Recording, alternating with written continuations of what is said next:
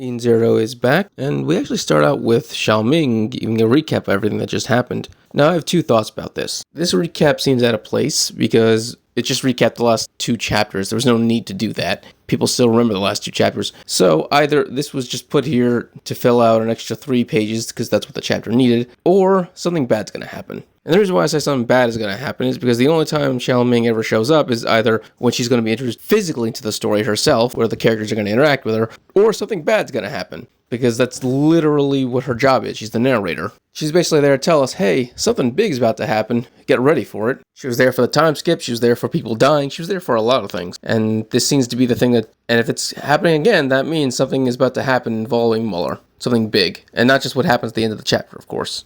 But back with the crew, the first thing we see, Sister trying to comfort Keely because she thinks she might be upset about Muller. Keely is completely fine.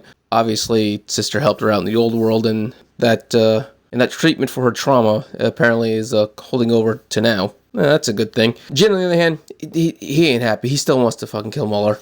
He needs his closure too, so he's definitely going to be part of the group that fights against Muller. We finally get to have Witch interact with Lagunica. Once again, he's surprised that she's alive just like everyone else was, starts crying, is happy she's alive, all that. She actually tells him to stop crying, but he's in the middle of crying as well. Herman decides to tease Valkyrie in the process as well.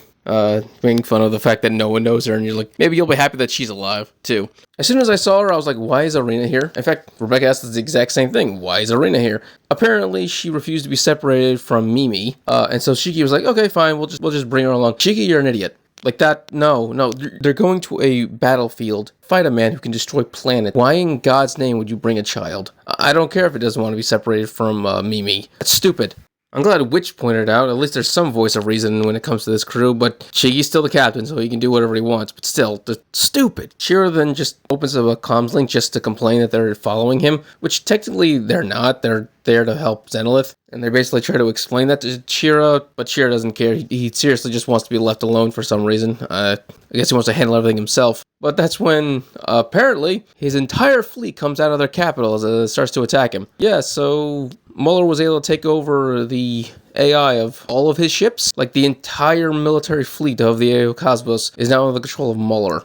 And the first thing they do is try to kill Shira, because of course they do. Which then rockets their ship in front of Shira's ship and activates their shields, blocking the attack, saving Shira and his men. It's a good thing Witch is back. And like, once again, Witch is still my favorite girl. But also, the fact that she has the power to control the Eden Zero with her mind, probably the best thing you can have. There's no one who's a better all-around than Witch. Shigi then orders everyone to get ready for battle. They're about to go get their spacesuits on, get into their mechs, fly out there, you know, the normal thing. Valkyrie says, fuck that, and just jumps out of the ship. And apparently Valkyrie can fly, because she's doing, like, pinpoint turns in midair. Now, I know they're in space, so technically she would float, but that's not how space works. You'd have to kick off something else to be able to do a turn like that, because there's no gravity, so you just fly in one direction.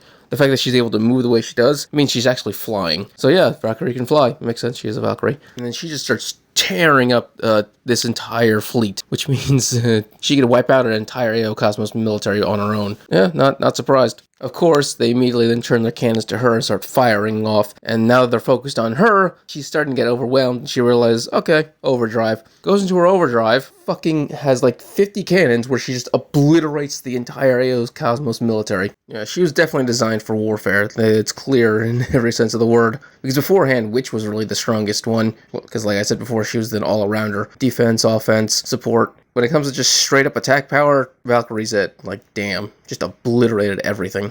Muller, piece of shit that he is proving again that he is a genius. Because he did some calculations on the giant armaments of AO, and he apparently figured out that if you blow all of them at once and combine that with your gravity powers, this will allow you to travel through time. And he's 100% right, because that's what happened to Ziggy. So yeah, Muller's a genius, and he's going to figure out how to do time travel, because that's just what the world needs, a time-traveling psychopath. This is most likely the task that the Enix One sent him on to do, because just like in the old worlds, he kept trying to get his hands on Rebecca's corpse from the future, so it then had the power of time travel. So apparently, even in Universe Zero, like the Prime Universe, the starting point of everything, the Enix One, or in this case Void, really just wants power over time travel. Which, once again, I find to be kind of ridiculous because its end goal is to find Mother and kill Mother, so why it needs power or time, I do not know. I mean, it's already in Universe Zero, so if it kills the Mother of this universe, then it's going to kill the mother of all universe. It's going to destroy everything. So I don't really see the point of having to travel through time.